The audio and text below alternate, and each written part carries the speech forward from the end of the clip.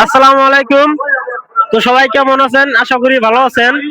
আমরা আইছি নমনীয় হোম আলমগঞ্জ কেরামারি পাটন, যেটা ইজতেমা হইতেছে। ইজতেমা শুরু হয়েছে 21 তারিখে থেকে, আজকে 22 তারিখ, 23 তারিখে শেষ। তো মানুষ দেখেন কিরকম মানুষ হয়েছে। তো আমার হিসেবে তো বহুত মানুষ হয়েছে, 25-30 লাখ তো হবই, এর মধ্যে ভুল নাই। তো আপনারা ভিডিওটা বেশি বেশি শেয়ার করবেন, জানি সবাই দেখে বুঝতে পারে যে লয়ার আসামে যেটা ইজতেমা হইতেছে কিরকম মানুষ হয়েছে।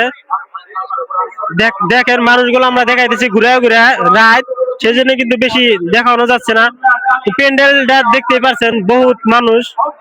প্যান্ডেলটা প্যান্ডেলটা তো আপনারা দেখতে পাচ্ছেন কিরকম মানুষ, খেলে লাইটে লাইট, মানে 400 বিঘা প্যান্ডেল।